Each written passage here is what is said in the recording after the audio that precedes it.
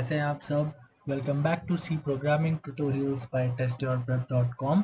And आज की इस वीडियो में हम कवर करेंगे हमारा सबसे important topic, the second most important topic which is arrays. तो गाइज हमने अभी तक एक इम्पॉर्टेंट टॉपिक कवर किया था लास्ट लेक्चर्स में जिसका नाम था फंक्शंस। आज हम कवर करने वाले हैं एरेज। एरेज बहुत ही ज़्यादा इंपॉर्टेंट टॉपिक है। एक्चुअली ये दोनों ही बहुत ज़्यादा इंपॉर्टेंट टॉपिक हैं और इन दोनों का कॉम्बिनेशन भी मोस्ट आस्क्ड क्वेश्चंस में से एक है। तो guys let's start with arrays today. Alright, तो गाइस सबसे पहला क्वेश्चन हमारे पास आता है कि what is an array. What is an array? Okay, तो अब इसको समझने के लिए हम सीधा टेक्निकल टर्म्स में बात नहीं करते हुए हम पहले समझते हैं कि एरे बेसिकली है क्या। ठीक है, तो फॉर एग्जांपल आप मान के चलो कि हमारे पास 5 पेंसिल्स हैं। ठीक है, हमारे पास 5 पेंसिल्स हैं, 2 3 4 एंड 5। तो अगर आपको एक क्रेयॉन्स लग रहा है तो आप ऐसे कह लो कि हमारे पास 5 क्रेयॉन्स हैं। तो हम क्या बोलेंगे, हमारे पास एक ही तरह के 5 क्रेयॉन्स हैं। ठीक है, या मैं बोलूँ I have what 5 pens off, I have 5 pens.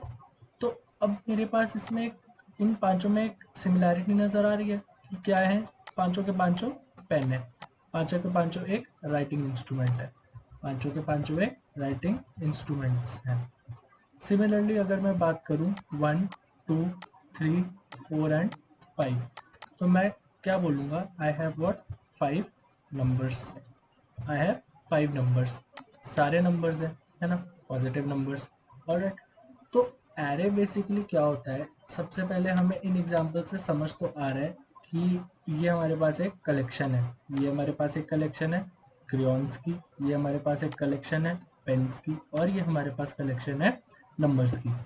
तो सबसे पहले हमारे क्वेश्चन को आंसर करने के लिए हमारे पास एक पॉइंट आ जाता है कि it is a collection, it is a collection of similar types of objects, या जिसको हम बोल सकते हैं एलिमेंट्स। ठीक है, array is a collection of similar type of elements. ठीक है, तो फॉर एग्जांपल हमारे पास, हम मान लेते हैं हमारे पास एक मेमोरी स्पेस है। अब इसके अंदर हम मान के चलते हैं कि ये हमारा एरे है, हम मान के चलते हैं कि ये हमारा एरे। तो इस एरे में हम एक ही तरह के हम एलिमेंट्स डाल सकते हैं। अगर हम टेक्निकल टर्म्स पे बात करें तो इसमें हम एक ही तरह के एलिमेंट्स को डाल सकते हैं। जैसे कि हमने डाल दिया 1 2 3 4 एंड 5। ठीक है, तो इसको हम अपनी इमेजिनेशन में किस तरह रिप्रेजेंट करने वाले हैं, हम करेंगे इसको ब्लॉक्स में रिप्रेजेंट, हम करेंगे इसको ब्लॉक्स में रिप्रेजेंट। तो इसको हम बोलते हैं an array of integers, an array of integers, क्योंकि इसमें सारे नंबर्स हैं, सारे इंटीजर्स हैं, तो हम इसको बोलते हैं एरे ऑफ इंटीजर्स। चलो, हम मान लेते हैं कि हमारे पास मेमोरी में हमने एक एरे ऑफ इंटीजर्स बना दिया, तो ये हमारी मेन मेमोरी है फॉर एग्जांपल। ठीक है, अब अगर हम एरे ऑफ इंटीजर्स बनाते हैं तो मेमोरी में कैसा रहेगा, जैसे मैंने आपको बताया था कि हम कोई भी इंटीजर वेरिएबल को डिक्लेयर करेंगे तो हम वो मेमोरी में जाके स्टोर हो जाता है, राइट, मेमोरी में रैंडम लोकेशन पे स्टोर हो जाएगा। इसी तरह हमारे पास एरे ऑफ इंटीजर्स जब हमने बनाया तो ये कैसे स्टोर हो जाएगा, इस मेमोरी में, इतनी बड़ी मेमोरी में, जैसे हमने ये 5 नंबर्स का बनाया है तो यहाँ पे 5 नंबर्स लाइक जगह वो कवर कर लेगा एंड ऐसे ब्लॉक स्ट्रक्चर वो क्रिएट कर देगा, राइट, जिसमें वो वैल्यूज भी डाल देगा 1 2 3 4 एंड 5। ओके, तो अब क्या होगा, फॉर एग्जांपल इस एरे का हमारे पास एड्रेस कुछ इस तरह से आ गया। अब इस एरे का एड्रेस हमें मिल गया, बट अगर मैं बात करूं कि अब मुझे इसकी वैल्यूज को रिट्रीव करना है तो वो कैसे होगा। मैं मान लिया कि हमने एरे भी बना लिया, हमने एरे को इंसर्ट भी कर दिया, अब हमें एरे की वैल्यूज चाहिए। ये जो असली काम तो हमारा इन वैल्यूज से है ना ही इस मेमोरी से है, ना ही इस एड्रेस से है। तो अब इन वैल्यूज को हम कैसे रिट्रीव करेंगे, तो इसके लिए ये कंसेप्ट है कि जब हम एरे को मेमोरी में डाल देते हैं, जब हम एरे डिक्लेयर कर देते हैं तो हर एलिमेंट का अपना एक एड्रेस बन जाता है स्टार्टिंग फ्रॉम 0। इसके लिए ये 0 इंडेक्स है, इसके लिए ये 1 इंडेक्स है, 2 इंडेक्स, 3 इंडेक्स, 4 इंडेक्स। ओके, तो यहाँ से हमें एक इम्पॉर्टेंट पॉइंट पता चलता है कि एरे का जो हमारा साइज है, ओके, जैसे हमारा एरे का साइज है यहाँ पे 5, तो उसका लास्ट एलिमेंट जो होगा उसका एड्रेस क्या होगा, उसका एड्रेस होगा n-1, यानी कि 5-1 विच इज इक्वल्स टू 4। तो आपको यही पता चल रहा है ना। अगर मैं इस एरे की बात करूं, तो इस एरे में जो फर्स्ट एलिमेंट है वो 0th प्लेस पे है ना, वो 0th प्लेस पे है, और जो लास्ट एलिमेंट है वो n-1th प्लेस पे है। अगर n की वैल्यू क्या है, अगर n की वैल्यू 5 है, ओके। तो इससे हमें पता चल गया कि हमारे पास एरे में स्टोर्ड हर एक वैल्यू का एड्रेस आ जाता है। तो ए, अगर हम इस एरे को नाम दे दें, ए, तो हमें अगर वैल्यू चाहिए फॉर एग्जांपल 2, तो हम क्या लिख सकते हैं, अगर आपने कहीं जनरली सिंटैक्स देखा है तो हम लिख देंगे ए ऑफ 1 हमें क्या दे देगा, वैल्यू 2। कैसे दे देगा, ए हमारा एरे का नाम, ये हमारी पोजीशन, तो फर्स्ट पोजीशन पे क्या वैल्यू पड़ी है, फर्स्ट पोजीशन पे पड़ी है 2। सिमिलरली अगर मैं लिख दूँ ए ऑफ 0, तो ए ऑफ 0 हमें क्या प्रोवाइड कर देगा, 1। सिमिलरली अगर मैं लिख दूँ ए ऑफ 4, तो हमें क्या प्रोवाइड कर देगा, 5। ऑलराइट, तो ये था बेसिक एरे का कंसेप्ट। तो एरे हमने क्या समझा कि it is a collection of same type of elements. तो याद रखने वाली बात यह है कि एरे में एक ही तरह के एलिमेंट्स होंगे। फॉर एग्जांपल एक और एरे में बना देता हूँ यहाँ पे, और इसमें अब मैं अपना नाम स्टोर करूँगा। तो मेरा नाम इस तरह से स्टोर होगा, AURY एंड A, ऐसे मेरा नाम इस एरे में स्टोर हो जाएगा। इस एरे का अपना कोई एड्रेस हो जाएगा, एंड इस हर पर्टिकुलर कैरेक्टर की वैल्यू हो जाएगी 0th इंडेक्स से स्टार्ट, राइट, 5 एंड 6। तो अब क्या होता है, जब हम बात करते हैं कैरेक्टर एरे की, तो इसको हम दो नाम दे सकते हैं। या तो हम बोल सकते हैं character array, character array of size 7, okay. 7 बोलेंगे, क्यों बोलेंगे, क्योंकि जब भी हम C++ के अंदर कैरेक्टर एरे की बात करते हैं तो ऑटोमेटिकली हमारे पास जो एंडिंग कैरेक्टर होता है वो हो जाता है \0, या इसको हम बोलते हैं स्ट्रिंग। और हमें एक चीज का खास ख्याल रखना है, वो ये कि string always ends with a \0, ये हमारा सबसे इंपॉर्टेंट पॉइंट, ओके। तो इसको हम बोल देते हैं कैरेक्टर एरे, इसीलिए हमारे पास साइज रहा 7। लेकिन जब हम इसका साइज फाइंड करेंगे तो हमें इसका साइज 6 ही मिलेगा, 7 नहीं मिलेगा। वो \0 का मतलब है यहाँ पे हमारी स्ट्रिंग हो गई है टर्मिनेट, यहाँ पे हमारी स्ट्रिंग हो गई है टर्मिनेट, ऑलराइट। तो ये था कैरेक्टर एरे। अब देखते हैं हम इसका सिंटैक्स। एरे के सिंटैक्स के लिए बहुत ही सिंपल है, हमें कुछ नहीं करना, हमें सबसे पहले लिखना है एक एरे का नाम। सबसे पहले हमें लिखना है एरे नेम, ठीक है। एरे को हमें कोई भी नाम देना है। उसके बाद ओके, मैंने यहाँ पे एक गलती कर दी, सबसे पहले तो हमें लिखना है डेटा टाइप। डेटा टाइप आएगा, उसके बाद हमारे पास आएगा एरे का नाम, जो भी हम उसका आइडेंटिफायर होगा, ठीक है। उसके बाद एरे को इनिशियलाइज करने के लिए, यानी कि इनिशियलाइजेशन किसे कहते हैं, या तो हम यहाँ पे एरे का साइज दे देंगे, ठीक है। साइज देना तो इम्पोर्टेंट है ही, तो यहाँ पर जैसे हमने कोई भी रैंडम साइज हमने दे दिया एरे को, और हम इसको यहाँ पे \0 सेमीकोलन लगा के छोड़ देते हैं, राइट। तो ये क्या होता है हमारा, ये हो गया हमारा डेटा टाइप, तो दिख ही रहा है। एरे का नेम, या फिर जिसको हम बोल सकते हैं आइडेंटिफायर, जो हमने फर्स्ट लेक्चर्स में पढ़ा था, ठीक है। एरे को कोई भी नाम देना। फॉर एग्जांपल अगर मैं बात करूं तो हम ऐसे लिख देते हैं, एरे ऑफ 5 इंटीजर्स के लिए हम लिख देते हैं इंट a या इंट arr, और अंदर हम डाल देते हैं साइज 5। तो इससे हमारा एरे ऑफ 5 इंटीजर्स बन जाता है, राइट।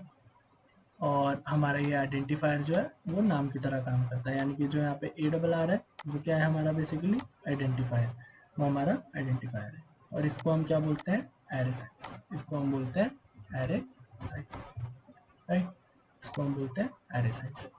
बस अब बात आती है एरे इनिशियलाइजेशन की। एरे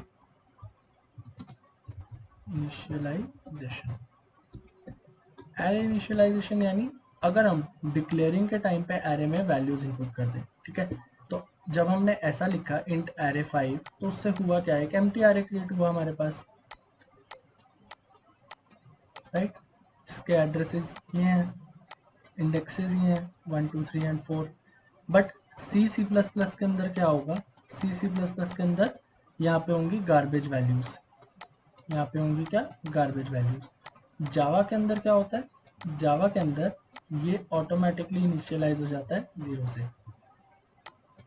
ये ऑटोमेटिकली एरे जो हम 5 नंबर का बनाएंगे तो वो ऑटोमेटिकली 0 से इनिशियलाइज हो जाता है। इनिशियलाइज का मतलब उसमें ऑटोमेटिकली जो स्टार्टिंग में वैल्यूज होती हैं वो 0 होती हैं। हम बात करते हैं ना कभी इनिशियल वैल्यू क्या आती है उसकी, इनिशियल स्टेट क्या आती है उसकी, जहाँ से वो स्टार्ट होता है। तो एरे इनिशियलाइजेशन में क्या होता है, जब हम एरे को वैल्यूज प्रोवाइड करते हैं, we provide values to the array at the time of declaration. Okay, तो इसमें क्या रहता है, जैसे हमने एक स्टेटमेंट लिखी, इंट डेटा टाइप हमारा, एरे का नाम, अंदर डाला साइज 5 इक्वल्स टू, हम लगाते हैं 2 कर्ली ब्रेसेस, और हमें जो भी वैल्यूज डालनी है ऑब्वियसली 5 ही वैल्यूज डालेंगे, तो हम पांचों वैल्यूज को लिख देते हैं कॉमा लगा के,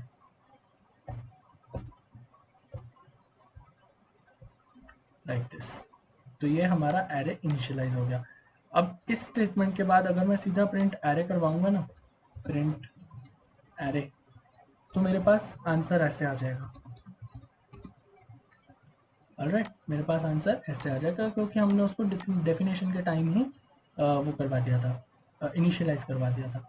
ऑलराइट, तो ये हो गया हमारा इनिशियलाइजेशन। अब हम बात करते हैं एरे का इनपुट कैसे लेते हैं। बात करेंगे taking array input, array input. Okay, तो बात करते हैं एरे इनपुट की। तो एरे इनपुट कैसे लेते हैं, अब देखो मान के चलते हैं कि हमारे पास जो है एम्प्टी एरे क्रिएट हो गया, हमारे पास एक एम्प्टी एरे क्रिएट हो गया 5 एलिमेंट्स का, ठीक है, 5 एलिमेंट्स का एम्प्टी एरे है। तो 1 2 3 4 एंड 5, ठीक है, तो इसके इंडेक्सेस होंगे 4।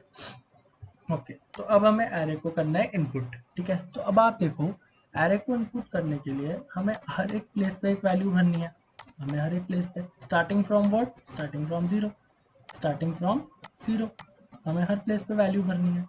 तो अब हमें 0 से n तक जाना है, उसके लिए हमने क्या कंसेप्ट देखा था, उसके लिए हमने क्या कंसेप्ट देखा था, करेक्ट, हमने देखा था लूप्स, हमने देखा था लूप्स। तो एरे इनपुट के लिए हमें रिक्वायरमेंट पड़ती है एक लूप की, हमें रिक्वायरमेंट पड़ती है एक लूप की, कहाँ से कहाँ तक, 0 से n-1 तक, ठीक है, 0 से n-, यानी कि अगर हमारा n 5 है तो हमें लूप कितना चलाना है, 0 से 4 तक, हमें लूप चलाना है 0 से 4 तक। तो सिंपल है, जैसे हमने यहाँ पे int arr ऑफ 5 डिक्लेयर कर दिया है। ऑलराइट, तो मैं क्या करूँगा, यहाँ से सीधा करूँगा एक loop for i equals to 0, i less than n, i plus plus, है ना, और मैं यहाँ पे अंदर क्या लिख दूंगा, हमारी स्कैनफ स्टेटमेंट। अब एरे किसका है उस पे डिपेंड करेगा हमारा फॉर्मेट स्पेसिफायर क्या आएगा, क्योंकि मैंने यहाँ पे इंटीजर का एरे लिया है तो मैं लिख दूंगा %d $arr ऑफ i। इस तरह से हम लिखते हैं। क्यों लिखते हैं, इस तरह से क्यों लिखा मैंने, क्योंकि अब आप देखो जब i की वैल्यू 0 है, जब i की वैल्यू 0 है तो क्या होगा, arr ऑफ 0, हम उस पर कोई भी वैल्यू डाल सकते हैं। फिर हमारे पास यहाँ पे i प्लस प्लस है, तो i प्लस प्लस होने की वजह से i की वैल्यू कितनी हो जाएगी, i की वैल्यू 1 हो जाएगी। तो arr ऑफ 1 पे हम क्या कुछ भी डाल सकते हैं। फिर ऐसे ही हमारे पास ARR ऑफ 2 हो जाएगा, उस पर हम कोई भी वैल्यू डाल सकते हैं। फिर हमारे पास ARR ऑफ 3 हो जाएगा, उस पर हमने कोई भी वैल्यू डाल दी। ऐसे करते करते हम कितनी वैल्यूज डाल सकते हैं 5 नंबर के इंटीजर एरे में ARR ऑफ 4 तक, क्योंकि हमें पता है कि हमारा जो लास्ट एलिमेंट है that is equals to ARR of n-1, ARR of n-1, ये हमारा लास्ट एलिमेंट होता है। तो अगर हमारा n इक्वल्स टू 5 है तो हमारा लास्ट एलिमेंट क्या है, मैं आपको इसको थोड़ा ऊपर कर देता हूँ, विजिबल हो जाए ताकि, okay, last element is ARR of n-1। तो अगर हमारा n इक्वल्स टू 5 है तो हमारा लास्ट एलिमेंट हो जाएगा क्या, ARR ऑफ 4, सिंपल है ना। तो ये हमारा एरे इनपुट भी खत्म हुआ। अब बात करते हैं एरे आउटपुट की। एरे का आउटपुट कैसे लिया जाता है, एरे का आउटपुट कैसे लिया जाता है, तो हमने मान लेते हैं हमने प्रिंट भी स्कैन भी करा दी वैल्यूज, ठीक है। 5 नंबर्स का एक एरे या 4 नंबर्स का 1 2 3 एंड 4, और हमारे इंडेक्सेस क्या है 0 1 2 एंड 3। तो अब एरे को आउटपुट करने के लिए हमें क्या करना है, यहाँ से जाना है, starting from here we have to go till the end. उसके लिए भी हमें ऑब्वियसली लूप चाहिए, तो फर्क कुछ नहीं आता, हम सिंपली एक लूप दोबारा लगाएंगे 0 से n तक, एंड अंदर जो हमने पहले स्कैन किया था अब उसको कर देंगे प्रिंट, बिल्कुल सेम तरीका, और एक स्पेस दे देंगे। एंड इस बार हम एम्परसेंड नहीं लगाएंगे क्योंकि हम प्रिंट कर रहे हैं, और हम लिख देंगे एरे ऑफ आई। तो आपको समझ आई गया होगा कि i इक्वल्स टू 0 पे एरे ऑफ 0 प्रिंट करेगा। वो कैसे करेगा, वो एरे ऑफ 0 प्रिंट, वो एरे ऑफ 0 को प्रिंट करेगा जिसकी वैल्यू है 1, फिर i प्लस प्लस हो जाएगा, तो एरे ऑफ i यानी एरे ऑफ 1 प्रिंट करेगा 2। ऐसे करते करते वो प्रिंट करेगा लास्ट में एरे ऑफ 4 जिसकी वैल्यू क्या है 5। तो ये हमारा एरे आउटपुट भी हो गया, ये हमारा एरे आउटपुट भी हो गया। थर्ड हमारा टॉपिक आता है guys, passing array into a function, passing array into a function, ठीक है। तो हमने फंक्शन पढ़ा था गाइस, हमने फंक्शन पढ़ लिया था। तो एरे को फंक्शन में कैसे पास करते हैं, अब फॉर एग्जांपल हमारे पास एक फंक्शन है जिसका नाम है मैक्स फ्रॉम एरे, कि वो एक एरे से मैक्सिमम वैल्यू को रिट्रीव करवाएगा, ठीक है। अभी के लिए इसमें मैं कुछ भी नहीं डालता। फिर हमारे पास आता है मेन, उसमें मैंने एक एरे बनाया इंट ARR ऑफ 5 नंबर्स, ठीक है, जिसको मैंने इनिशियलाइज कर दिया 1 2 3 4 एंड 5 से, ऑलराइट, ये मेरा एरे तैयार। अब मुझे क्या करना है, मेरे को फंक्शन में इस एरे को भेजना है ताकि मेरे को इस पूरे एरे में से मैक्सिमम वैल्यू फाइंड हो जाए। तो मैं क्या करूँगा, सीधा मेरा जो मैक्स ऑफ फंक्शन है, ओके, तो अब मुझे मेरे ऊपर है कि मुझे फंक्शन वॉइड टाइप का बनाना है या इन टाइप का। अगर मेरे को वैल्यू रिसीव करनी है तो मैं यहाँ से इंट रिजल्ट एक वेरिएबल में वैल्यू को रिसीव कर लूँगा, ठीक है, और उसमें मैं क्या करूँगा, मैक्स ऑफ एरे का फंक्शन कॉल करूँगा और अंदर क्या भेज दूंगा, सिंपली ARR, और मैं साथ में भेज सकता हूँ एक n वेरिएबल जो कि है एरे का साइज, क्योंकि यहाँ पे मुझे पता है कि एरे का साइज 5 है, तो मैं यहाँ से सीधा सीधा 5 भी भेज सकता हूँ, ठीक है। 2 वेरिएबल्स भेजे हैं हमने, और इसको हम सीधा प्रिंट तो कर ही सकते हैं, फिर रिजल्ट प्रिंट तो कर सकते हैं हम इसका रिजल्ट। तो हमने यहाँ पे 2 वेरिएबल भेजे हैं, तो हमें यहाँ पे रिसीव भी 2 वेरिएबल करने पड़ेंगे। तो हमने एक रिसीव कर लिया एरे, और हम यहाँ पे लगाते हैं स्क्वायर ब्रैकेट्स, और हम रिसीव कर लेते हैं क्या, साइज। अब स्क्वायर ब्रैकेट्स लगाना क्यों ज़रूरी था, क्योंकि अब तक हम जैसे साइज रिसीव कर रहे हैं, हमने साइज रिसीव किया एक इंट लगा के, हमें पता है एक नंबर होने वाला है। अगर हम यहाँ पे ब्रैकेट्स नहीं लगाते फॉर एग्जांपल, तो इसके लिए क्या होता, इसके लिए तो ये एक इंटीजर वेरिएबल हो जाता ना, एक ऐसा वेरिएबल हो जाता जो एक वैल्यू रिसीव करेगा। बट हमें तो यहाँ पे भेजनी कितनी है, 5 वैल्यूज एक एरे के थ्रू, हमें पूरा का पूरा एरे ट्रांसफर करना है। इसीलिए हमने यहाँ पे ये स्क्वायर ब्रैकेट्स लगाए, जिससे कंपाइलर को क्या पता चला, जिससे कंपाइलर को पता चला कि ये एक एरे है, जिससे कंपाइलर को पता चला ये एक एरे है, और हमने ले लिया साइज, ठीक है। तो अब क्या हुआ, साइज लेने के बाद हम यहाँ पे मैक्स का कोड लिख सकते हैं, वो मैं आपको लिख के नहीं दिखाऊंगा क्योंकि मैक्स का कोड लिखना हमें आता है। मैक्स का कोड लिख के हम रिटर्न कर देंगे मैक्स, रिटर्न व्हाट, मैक्स। तो रिटर्न वैल्यू आ जाएगी इधर, यानी कि जो हमारा रिजल्ट होगा वो क्या प्रिंट करेगा, मैक्सिमम वैल्यू, वो प्रिंट करेगा मैक्सिमम वैल्यू। तो इस तरह से हम एरे को पास करते हैं एक फंक्शन के अंदर। नेक्स्ट हमारा होता है returning an array from a function. ठीक है, अब हमने जो एरे को रिसीव किया है फंक्शन के अंदर इस वाले एग्जांपल में, उसको हम हो सकता है किसी प्रोग्राम में नीड पड़े कि हमें उसको रिटर्न भी करना पड़े। तो कुछ नहीं होता गाइस, सिंपल होता है।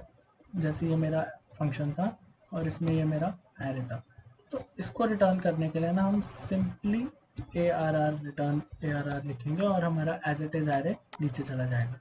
नीचे हमें क्या चेंज करना पड़ेगा, हमें जो मेन में चेंज करना पड़ेगा वो ये छोटा सा चेंज कि हम जो पहले एक इंटीजर वेरिएबल में रिजल्ट को ले रहे थे, इस बार ही हमको ये रिजल्ट लेना पड़ेगा एक एरे के अंदर। तो रिज एरे, मैं इसको नाम दे देता हूँ इक्वल्स टू, क्या हो जाएगा, मैक्स फ्रॉम एरे, या कोई भी फंक्शन का जो हमारा नाम होगा और उसके अंदर हमने क्या भेजा होगा, एरे भेजा होगा और साइज भेजा होगा, या हमने खाली एक एरे भेजा होगा। तो ऐसे करके हमें पता चलेगा, हमें क्या, कंपाइलर को पता चलेगा कि हमारे पास returning value is an array, returning value is an array, returning value is an array.